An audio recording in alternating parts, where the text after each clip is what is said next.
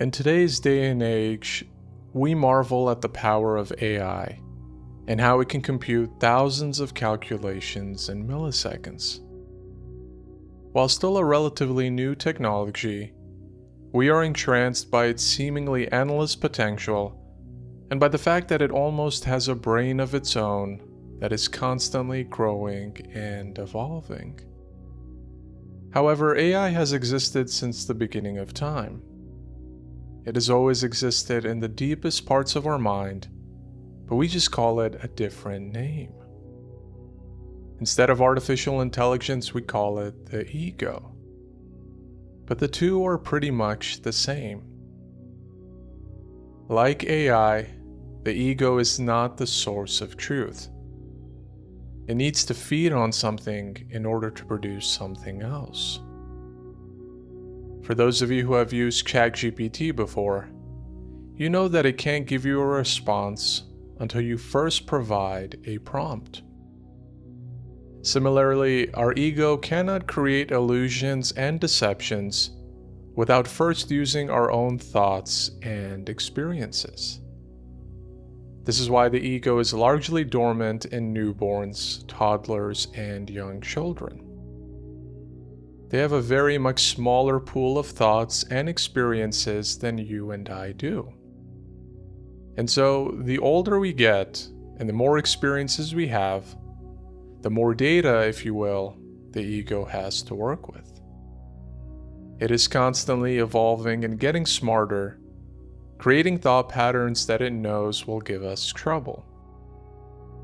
Just like ChatGPT gives a different response to every person who writes a different prompt, the ego adapts itself to every person based on their own unique thoughts, beliefs, and experiences. So it's kind of hard to detect all the various ways in which the ego appears in our life. However, we can take a look at some of the ego's most common patterns in order to better understand it, in order to ultimately transcend it. This video is part 4 of the 7-part series, Awakening Beyond Ego. And if you haven't seen the first 3 parts, I highly suggest you spend some time to do so. In those videos, you'll gain a deeper understanding of what the ego really is, how it's different from our true self, and how we can become more aware of it through various spiritual practices. But now that you're ready to delve further, let's take a look at some of the most common illusions and manifestations of the ego.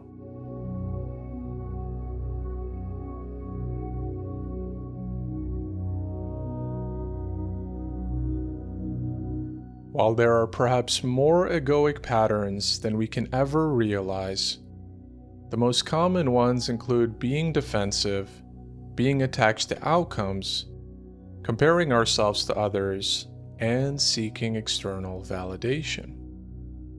Now, I already provided an example of seeking external validation in part 3 of this series. So if you haven't watched that part yet, or you just want to go back and have a little bit of a refresher, you can certainly press pause here and check out that other video first. But now, let's focus on the other 3 common illusions and manifestations that we haven't really covered yet, starting with being defensive. Defensiveness is one of the most common and challenging manifestations of the ego. Using years of thoughts, experiences, beliefs, and social influences, the ego has carefully constructed a narrative of who it wants us to be. It takes into account our nationality, race, religion, political affiliation, you name it, and it crafts this identity that it then tries to sell to us.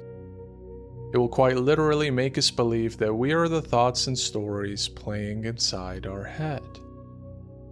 And 9 times out of 10, we will believe those stories. In fact, we won't even question them for a second.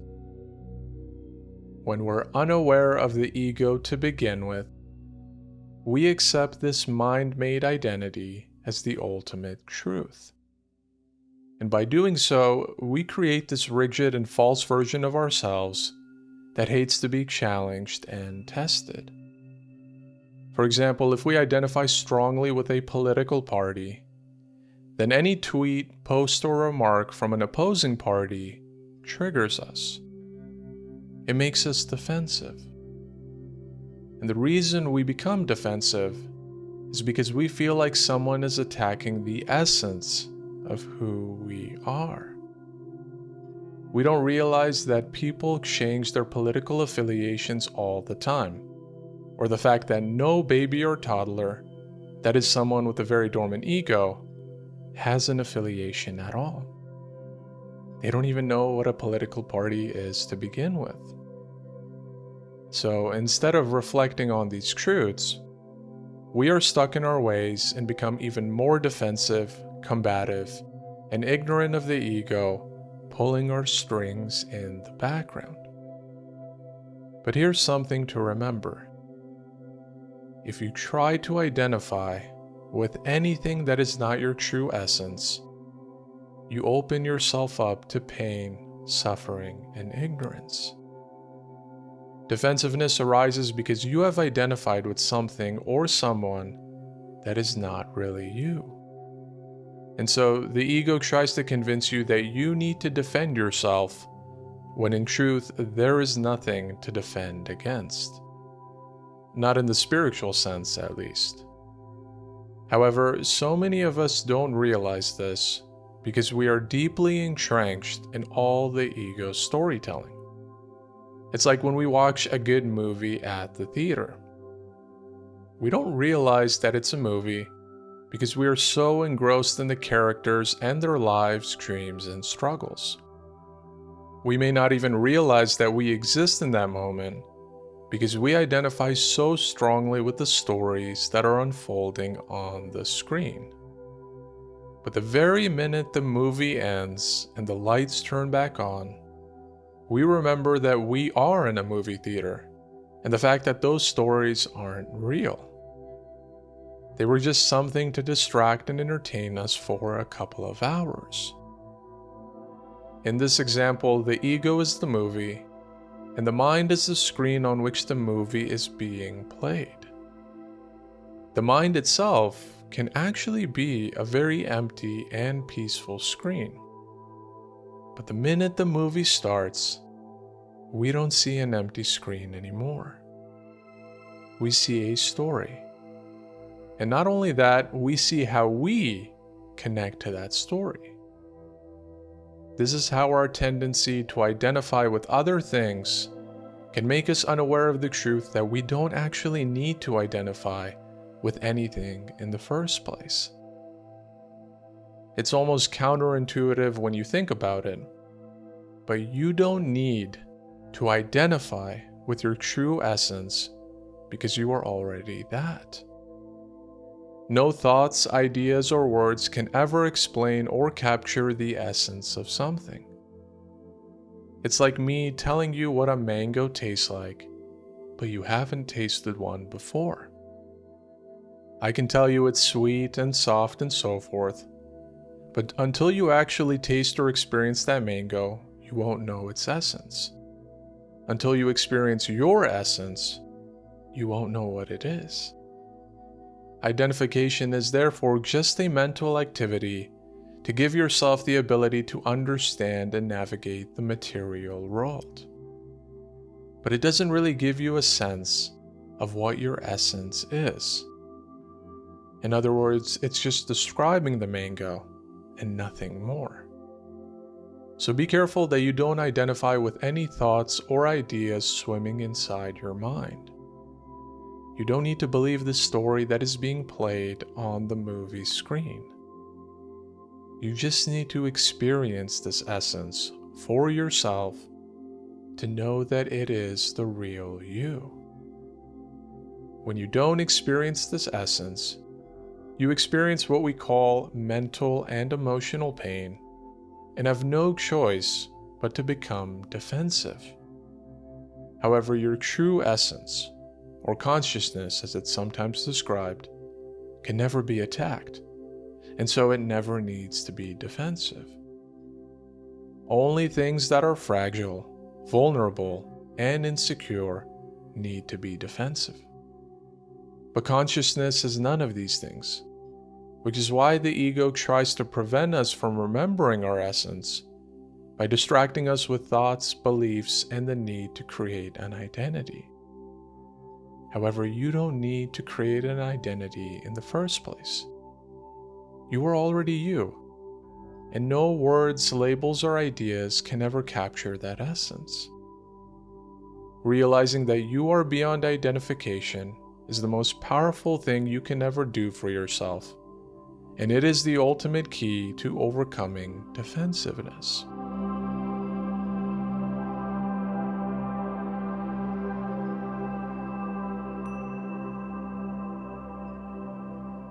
Another common manifestation of the ego is attachment to outcomes.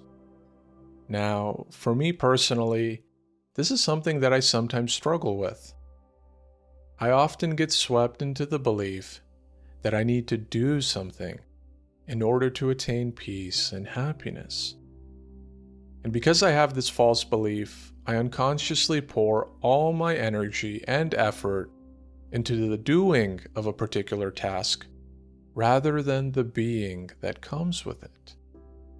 And I not only do it unconsciously sometimes, but I also become attached to the outcome. I forget that no outcome is greater than the peace and joy of being here now. I forget that what I'm really after can actually be found in the present moment instead of a future that only exists in my mind. So, for example, if I'm working on a video, I often will have this urge or compulsion to get it done in a certain time, rather than just focusing on the video creation process itself. Now, don't get me wrong, there are many times when I'm fully present in the process, but there are also times when I'm completely under the control of the ego and its efforts to make me attached to the idea of creating as many videos as possible. Somehow, the ego has instilled this belief in me that if I take too long to make a certain video, then I will run out of videos and won't be able to consistently deliver content to all of you. I know, it sounds pretty silly, but it happens. And it just goes to show you how the ego often makes us think or believe things that are just downright meaningless. Sometimes this belief can be so strong that I don't even realize it at that moment, and find myself unconsciously stressing out when a certain video is taking a little bit longer to make. In fact, making this video series has been a perfect example of that, as instead of having to make one video, I'm working on 7 different but related videos. This has obviously taken more time than just producing a single video at a time, which is what I have been used to so far. But the ego is trying to make me feel all sorts of things, from stressed and worried to hopeless and frustrated. Thankfully though, these feelings don't last that long, and after some slowing down and cultivating awareness, I'm able to take a deep breath and detach myself from this outcome. I'm able to realize that my essence doesn't change whether I have 10 videos or 100. Yes, making these videos is my passion and purpose, but I don't need to attach my sense of self to them. I don't need to attach my sense of self to anything, because there is nothing that my essence can be attached to. Rather, I'm trying to let myself float freely, like a balloon flying higher and higher into the endless sky above. So hopefully this example gives you some perspective on how the ego can make us so focused on a particular goal that we sometimes lose ourselves. Rather than simply surrendering to God and trusting the divine wisdom, we often get pulled into the ego's illusion that we are in control of everything. But the truth is that we are not in control of everything. Far from it, actually. We are just one piece of an infinite universe, and we can never control other outcomes, people, or even our own selves. When we are attached, we experience nothing but stress, frustration, and misalignment with our true self. But when we are able to detach ourselves and become like the balloon floating in the sky of consciousness, we become free, happy, and peaceful.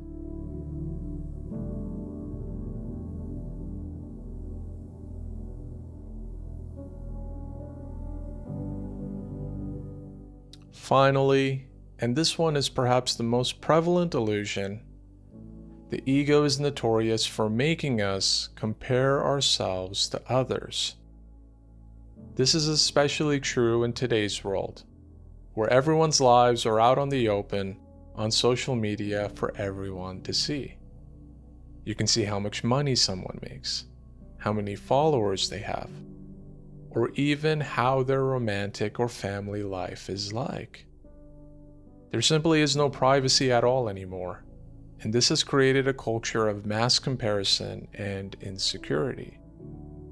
We are constantly questioning whether our lives can be better based on what we see other people having on the surface. Of course, the key word here is surface, because we never really know what someone's life is like behind closed doors. Perhaps the couple that you think always looks cute and happy together are actually experiencing real and serious problems in their marriage. One never really knows, except the people actually experiencing it themselves. But of course, the ego doesn't care if it's true or if it's a facade. It wants us to constantly compare ourselves to others because the act of comparing ensures its own survival. By comparing ourselves to someone else, we are no longer focused on finding our true self and thereby transcending the ego. Instead, we become focused on either following or beating someone else. But the truth is that no person can reflect or show us our true self. They may provide a bit of inspiration or guidance sometimes, but the only way to find ourselves is by looking inward, not by scrolling through Instagram or TikTok to see how other people are living. For example, if someone has more material success than us, the ego will do everything in its power to make us chase after that success so we can be just like the person we are comparing ourselves to, or perhaps even better. In the process, we become distracted and unaware of the ego's subtle influence. On the other hand, if someone has less success than us, the ego will remind us that we are better than them in some way, and will give us a false sense of superiority. This just gives the ego even more power and control over us as we completely buy into this false self-image. So as you can see, there is rarely any good in comparing ourselves to others, regardless if they have more or less than you. Just focus on yourself and on shining the light of awareness on what the ego is doing to you. When you see all the games and illusions that it's creating, you will no longer feel the urge to compare yourself to anyone anymore, because you are fully at peace with who you are. It's true, we all live unique lives, but we are also the same at the most fundamental level. Because behind each of our egoic thoughts and illusions, we are all part of the same universal consciousness that permeates everything. We are no different from each other than the rays in the sun or the drops of water in the ocean. So even though our ego can be persuasive and crafty sometimes, through enough practice, we can become aware of the damage it's doing to our mind, overall well-being, and relationships with others. As a reminder, the ego appears in so many different ways, more than we can ever imagine. But fortunately, we have a tool to become aware of these manifestations, and it has always lived inside us. It is the pure awareness that is inherent to our true self.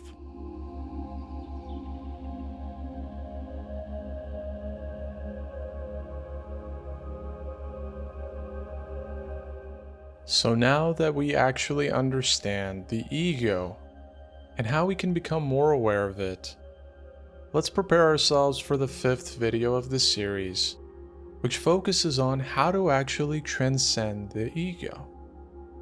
If you've made it this far, then you should really be happy with yourself, because quite honestly, we have gone over a lot of material in this series, most of which might seem pretty complex at first, but it's actually kind of easy to internalize once you start to get it. Remember, you can always come back to these videos if you ever need a refresher, or if you want to reference something as you continue to encounter the ego in your daily life. I always find that I learn something new every time I watch the same video. Even though the content doesn't really change, my thoughts and experiences change over time. And so what I take away from a particular video also changes over time. And so I'm hoping that's also the case for you with this video and also the entire video series as well. If you enjoyed this content, then please show your interest by clicking that like button and sharing this video with your friends and loved ones on social media and however else you interact with others. Also, please take some time to check out some of the other videos on this channel. I'm pretty confident that if you enjoyed and benefited from this video in some way, that you'll also enjoy and benefit from some of the other videos as well. Remember, by hitting that subscribe button and the notifications bell, you can stay up to date on all the latest videos when they come out, so you never miss a single video. But I'll leave you with a final message and analogy to drive it all home. When we are unconscious and under the control of the ego, it's like being in the dark. We all can probably remember being scared of the dark as children, or even now as adults, especially when our mind plays tricks on us and makes us perceive images or things that we find scary. But all we have to do is turn the light switch on, and all the darkness and fear will fade away. Transcending the ego is a bit like turning on the light switch. It requires us to leave the safety of where we are now to find the light, which can be scary and challenging at first. But once we reach the light and flip the light switch on, we will never be scared again. So I thank you for spending some time with me to understand how you can flip your own light switch on, and I look forward to sharing some more ways on how to do exactly that in part 5 of this series.